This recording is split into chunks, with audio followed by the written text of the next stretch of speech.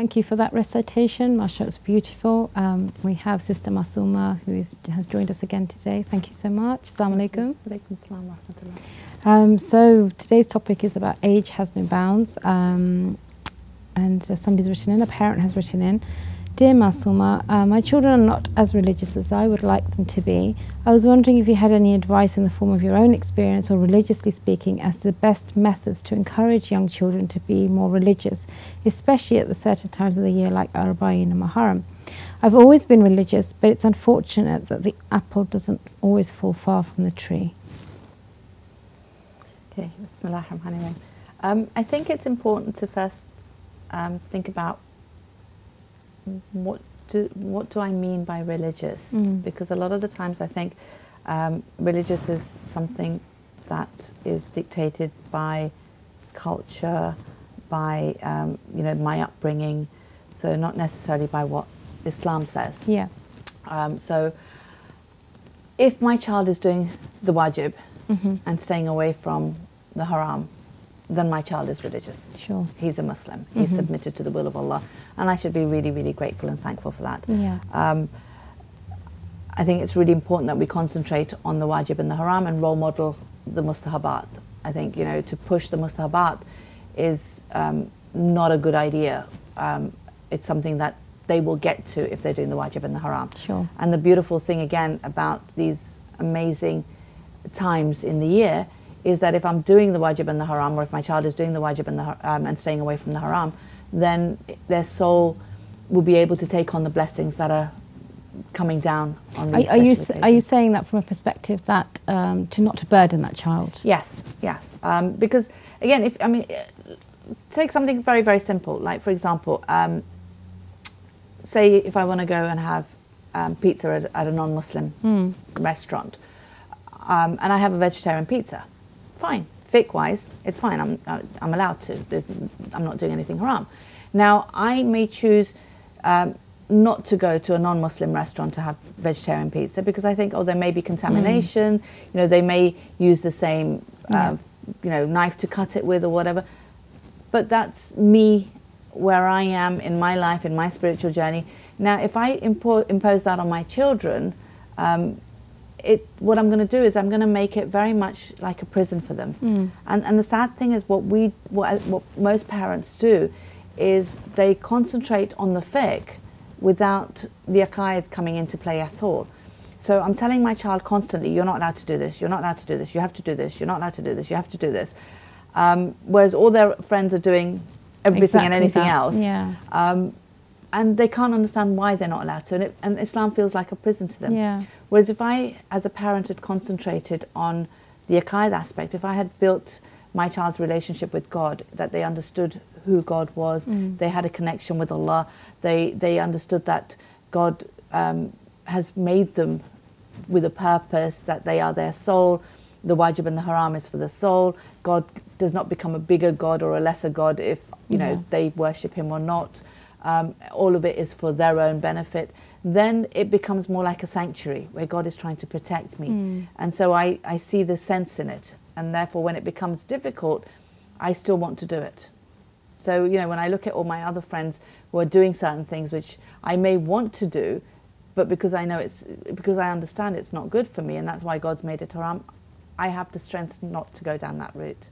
It's very difficult, isn't it, with children because of their, development and their understanding. It happens at different stages in their life. So, while obviously a parent has that wisdom, experience of life, they can teach them and yes, repeat those words. But for a child, it's a very tumultuous journey, isn't it, from childhood to adolescence and to adulthood, when really you start to find yourself and in the best will, Prophet Nuh, his son is a classic example that he was a prophet and his son erred, but so did his wife. Yes. So again, it shows that you need both parents. Yeah. So even when you have a prophet as a father, you still need the mother. Yeah. So I think it's really important to work as father and mother for the kids. I think a lot of the times one of the parents will step back, and in this day and age, it's usually the father that steps back and says, "Oh, the mother's doing it." So but again, I think Prophet Nuh's story for me, the greatest lesson is you need both parents parenting.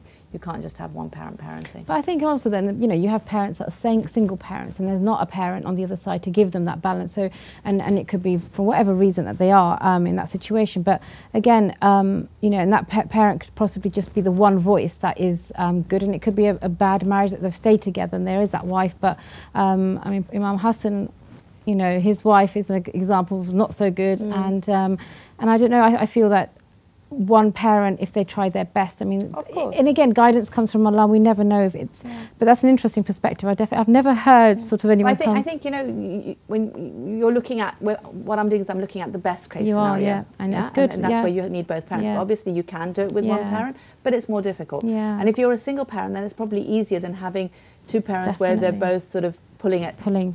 So I think it's maybe easier to just be a single parent sometimes than to have a parent who's going against everything that you're saying.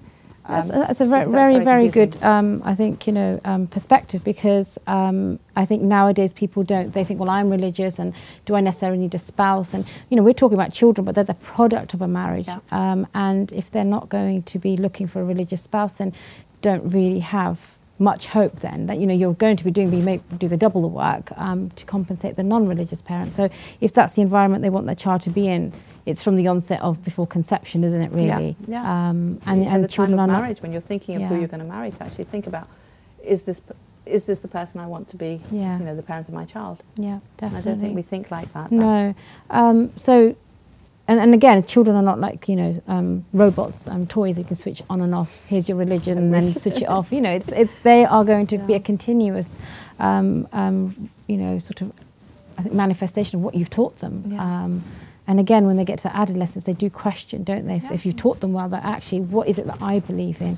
But in the younger years, I mean, what would you say would be a good idea, sort of, to introduce them into the mourning of, you know, this, you know, Muharram, and how best? I think a lot of the times parents tend to, when their children are young, tend to sort of not come to mosque so often because it's difficult. You know, the child gets tired and then missing school. But again, I think it has a huge impact on the child to actually realise that there are certain times in the year which are important that I have to actually then be put out. And, you know, and again, children are very resilient. You know, that yes, they you know, they will moan and they'll, you know, probably throw tantrums and everything, but they will be okay with it. And I think it's just getting them used to it. And a lot of the times we don't do it, and I'm speaking from personal experiences, because it's difficult on me, because then I have to handle the tantrum and I have to handle the, you know, the difficult child the next morning and trying to get them up and go to school and stuff.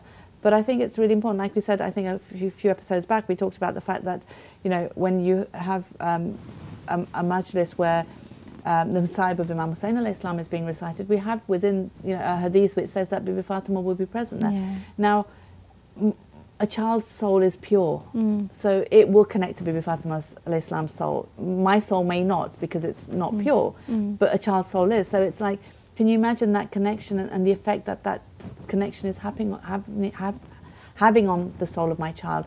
It would be worth it just for that, just to bring my child to the majlis. I think it's so important to sort of realise things like that, and getting them again to realise that yes, we live in a secular world. You know, we live in a physical realm, but this is more important. You know, yes, you've got school, but you know what? This is more important. It's like a lot of the times we do things as parents which subconsciously tells my child it's okay to not put prioritise it on the back burner, because you know what? You've got to get through this. You know, you've got to do well at school. You've got to do this. You've got to do that.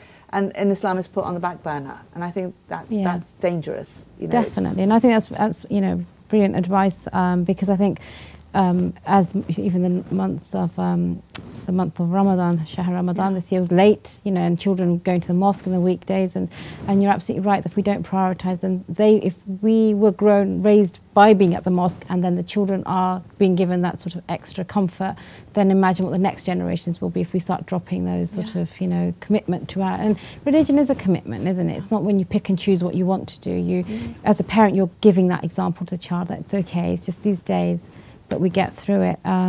So with children, I mean, would you say that, so we talk obviously about Imam Hussein, and I guess through everybody's journey in life, they connect to different personalities at different times, and to perhaps focus on the children who are actually suffering alongside, you know, with that journey, Imam Hussein. And get the children to actually, you know, learn about the children that were there in Karbala and realize what they went through and, you know, how difficult it was for them, and, you know, to sort of lose their parents and their siblings and so forth, you know, and still be okay and still continue. And, you know, I think those are great lessons for children to learn. And again, I think it's realizing that they had that connection with Allah. I think that's the most important. I think, you know, we get so worried, as my child is getting towards becoming baligh, I get so worried about the fiqh aspect of it.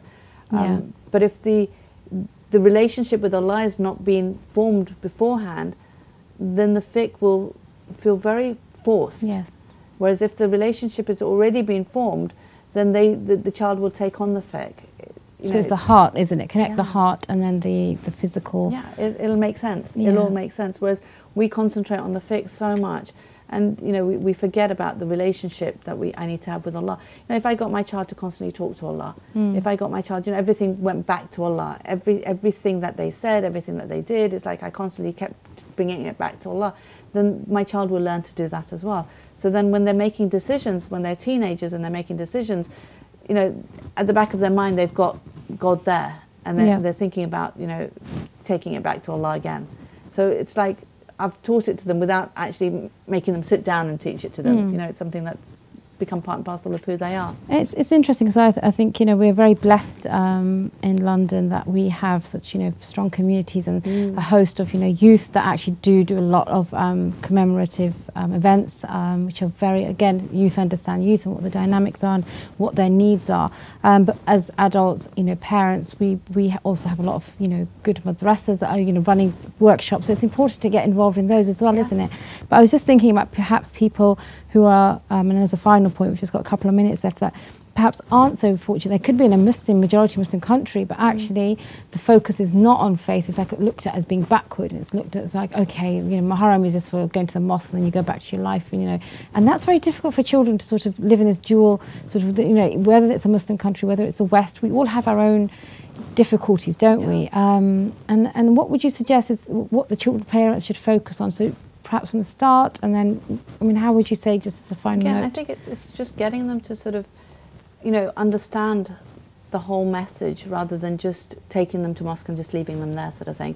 I remember when my children were young, one of the things one of my children said to me was, why is it 1 minute that everyone just cries and then the next minute they're laughing and joking and drinking tea? And it was so difficult to answer because it's like, you know, it doesn't make sense because children see things very black and white.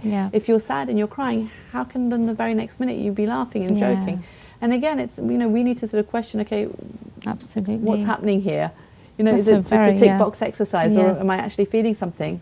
And if I'm feeling something, then it wouldn't be so easy for me just to laugh and joke the next minute. I would talk, but I wouldn't be laughing and joking. So again, I think we need to sort of be thinking about these things because kids pick up on these things. Yeah, I think that's just that's a very, very, and children often say the, you know, like you said, black and white, but the brutal truth, and it's, you know, it's such an innocent perspective that you think, wow, you know, as adults we become corrupt, and obviously sin overtakes us. So it's and it's very a worthwhile, you know, emphasis that, you know, perhaps don't start sipping the tea straight away, but think about why we're there, and actually, you know, perhaps at that moment talk to your child if you've reconnected with them, if they're in a different part of the mosque. And listen to what they're asking you, and actually, you know, answer them, and sort of, you know, I think a lot of the times as parents we think that our child is given to us for us to help them grow. Yeah. But God's given us that child to help us grow as well. Definitely. So, you know, it's a two-way thing. Yeah. Alhamdulillah.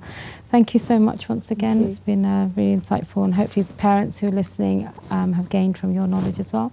Inshallah, we'll see you next time. Next up are Mini Hussainis.